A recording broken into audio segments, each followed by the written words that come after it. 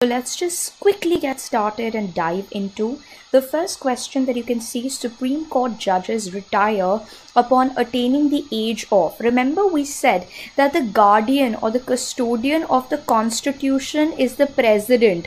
President एक ऐसा व्यक्ति होता है बच्चे जो कि हमें हमारी कॉन्स्टिट्यूशन को प्रोटेक्ट करता है. But when we talk about fundamental rights, the Supreme Court is the custodian of fundamental rights. Supreme Court के जो जजेस होते हैं, they retire after attaining the age of 65. Alright, so the Supreme Court judges retire at the age of 65. 65 is the age where a Supreme Court judge retires. Alright, please remember this.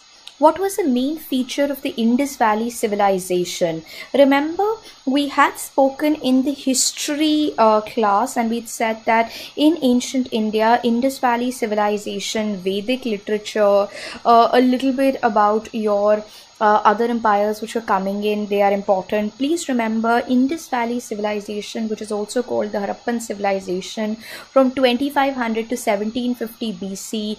This particular, remember we had said that Indus Valley civilization, proto-historic period, proto-historic because no written record is available. This period is also called the Bronze Age because metals were discovered. Please remember, Indus Valley civilization, we discussed at that time, these people were urban people. The Indus Valley civilization people were urban people, whereas the Vedic literature period, the Aryans were rural, pastoral people. So yahan par you need to remember that the correct answer is town planning. The main feature of the Indus Valley civilization or the Harappan civilization, because Harappa was the first site which we found, and Rakhigiri is a site in Hisar which is now considered to be the largest site of the Indus Valley civilization. So please remember, this becomes extremely crucial, this becomes extremely important, that the main feature of the Indus Valley civilization was town planning. Okay, what was it? It was town planning. Please remember this. Alright, the Indus Valley civilization, also called the Harappan civilization, this particular civilization, the major sites that we have: Harappa, Mohenjo-daro, you've got Kalibangan, Lothal. These are all important sites that you can keep in mind. And point one, as you can see, personal cleanliness, town planning. Town planning was one of the major features of the Indus Valley civilization. Okay, please remember this. Okay, even Mohenjo-daro has the finest bath facilities, drainage systems, personal hygiene. Okay, and of course, like I said, town planning is a very important feature of the Indus Valley civilization. The second atom bomb was dropped on Nagasaki. Please remember, on August 6th, okay, on August 6th, when you're talking about August 6, 1945, is when the the atomic bomb was dropped on Hiroshima, and on 9th August 1945, the bomb was dropped on Nagasaki. Hiroshima and Nagasaki. So this was an atom bomb that the United States of America, had dropped on two important places in Japan, Hiroshima and Nagasaki. Hiroshima was on August 6th and Nagasaki was on August 9th. Okay, 9th of August.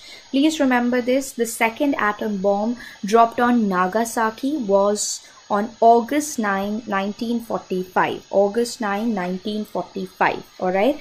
So August 9, 1945, US dropped atomic bomb on Nagasaki.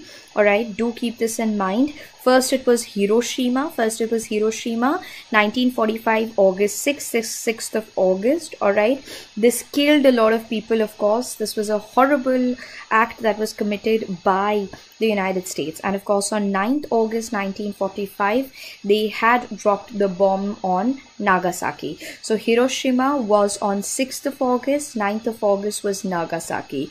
Hiroshima and Nagasaki. So it was HN. Alright, please remember this. आजकल आपका viruses की बात चल रही है तो H1N1 आप याद रख सकते हैं. सो H पहले है. Hiroshima was on 6th of August, Nagasaki was on 9th of August. Okay, do remember this. This is an important part, especially when you're talking about modern history. ISO 9000 ISO 9000 क्या है बच्चे?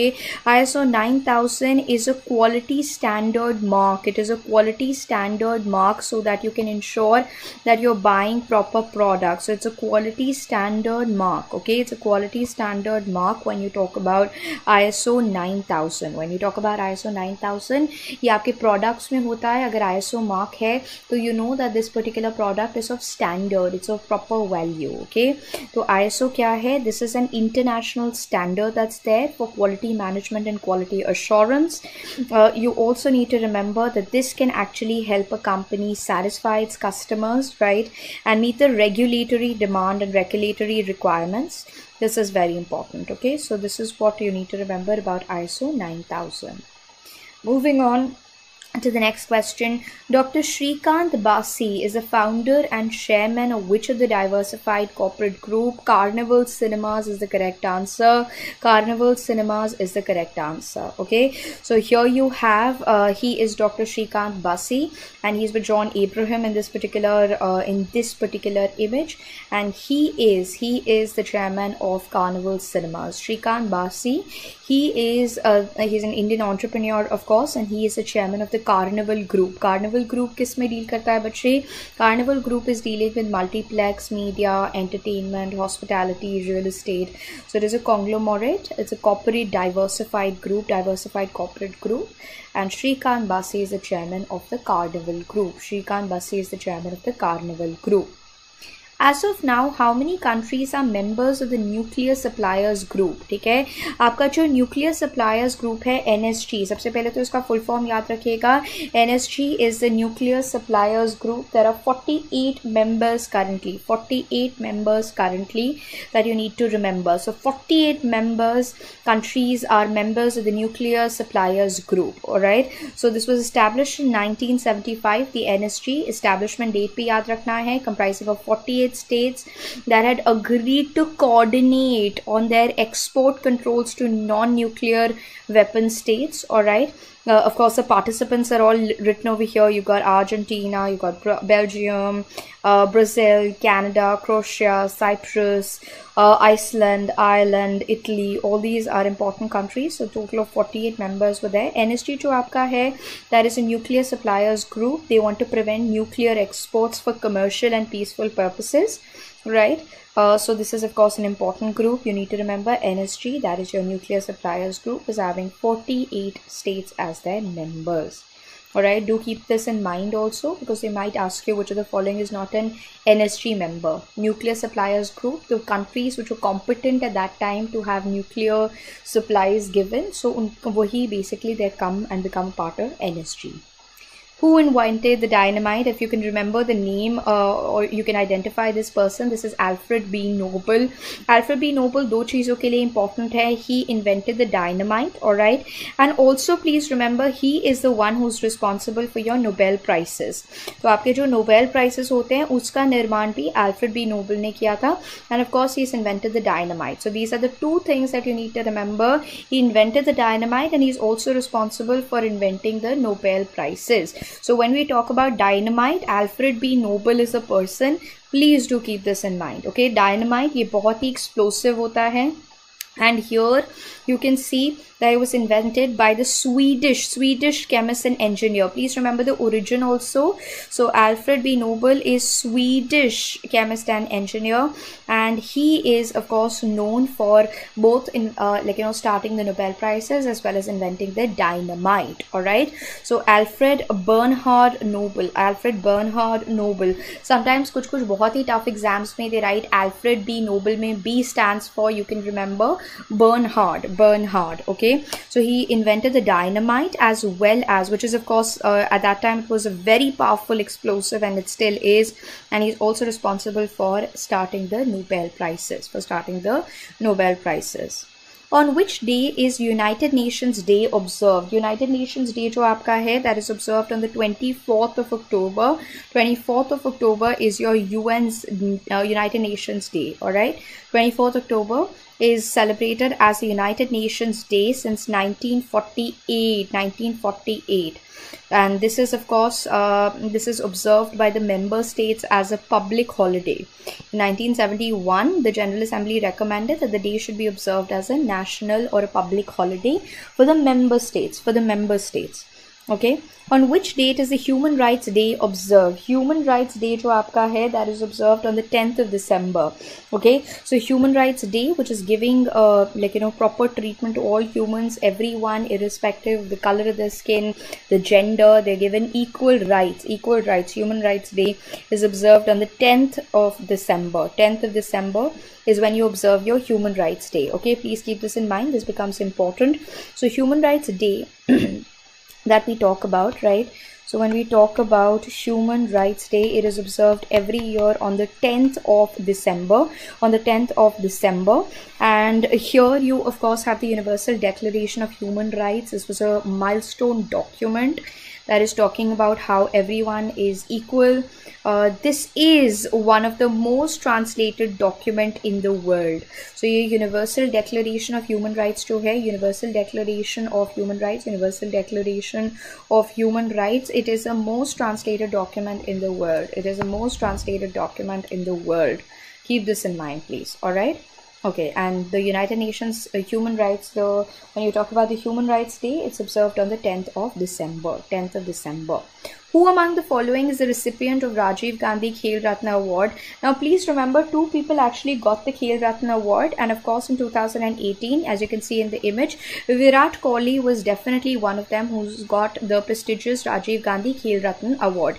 ये जो Rajiv Gandhi Khel Ratna Award है, ये पहली बार दिया गया था विश्वनाथन आनंद को. So you can remember this. It's considered to be one of the most prestigious prizes that has been given in the arena of sports in our country. ठीक है? So Virat Kohli over here is the correct answer, but please remember that Saikom Mirabai Chanu in the category of weightlifting and Virat Kohli both got the Rajiv Gandhi Khel Ratna Prize in 2018. They can probably ask you that which pair is correct, or which two people got the Rajiv Gandhi Khel Ratna Prize, Virat Kohli and someone, Virat Kohli and Saikom Mirabai Chanu, Virat Kohli and maybe someone else. So the correct answer is Saikom Mirabai Chanu and Virat Kohli. Rajiv Gandhi Khel Ratna Awards, this is of course the highest honor. You can get a direct question, which is the highest honor in India in the category of sports. That's Rajiv Gandhi Khel Ratna Prize. Alright, this is of course commemorating Rajiv Gandhi, who was a former Prime Minister.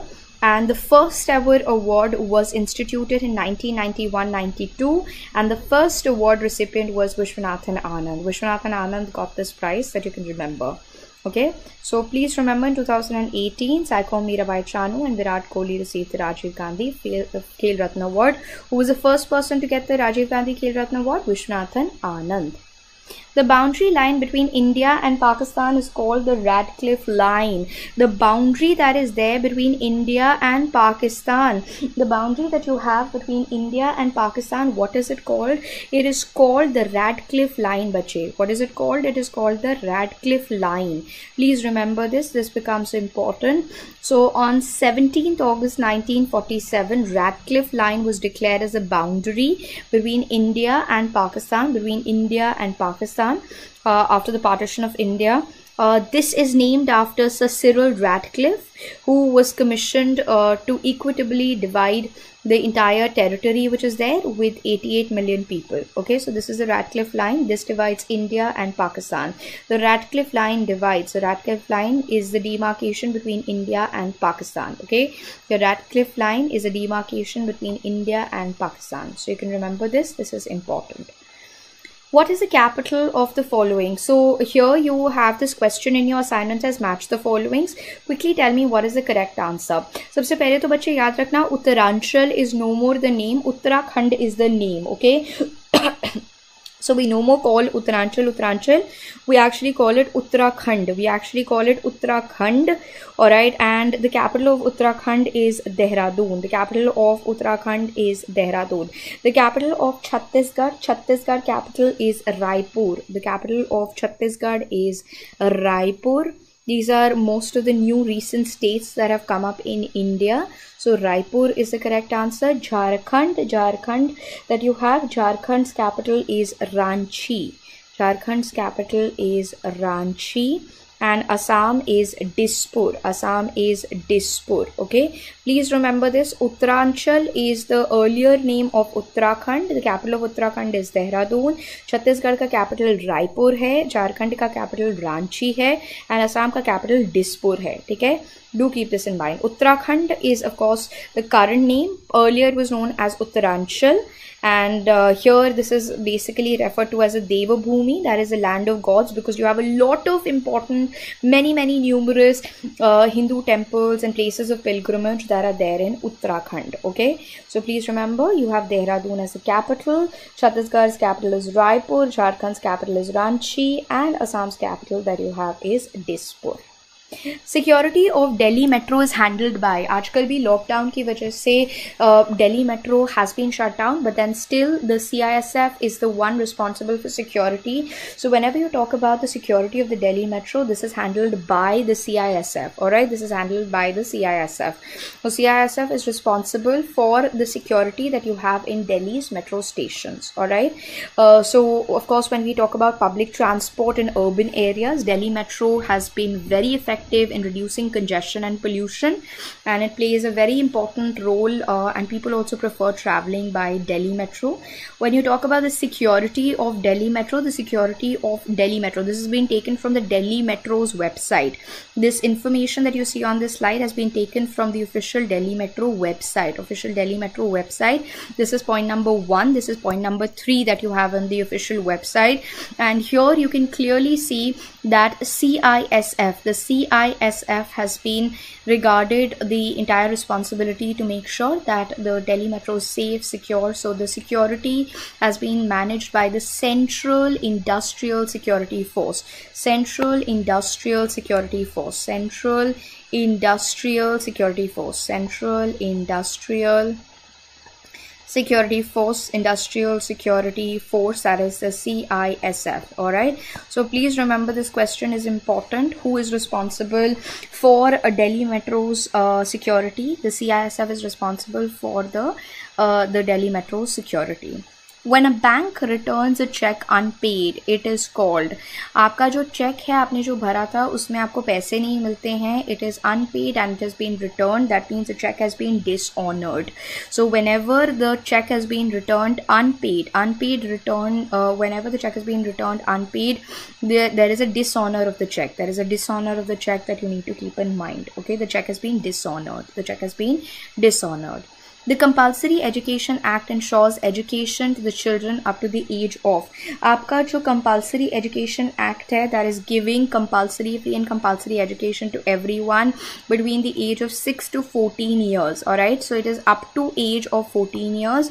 So none of the above is the correct answer. Okay, so the Compulsory Education Act जो है, that is giving education to everyone up to the age of 14 years. So these are some kind of questions that are there, and of course the constitution has made it clear that India is to provide free and compulsory education to all the children between 6 to 14 years. So 14 years option में नहीं था. This is called the RTE, that's a right of children to free and compulsory education. RTE Act, इसके बारे में आपके कई सारी movies में भी दिखाया गया है, जैसे even Hindi medium was covering this entire act, right? So please remember, this is very important.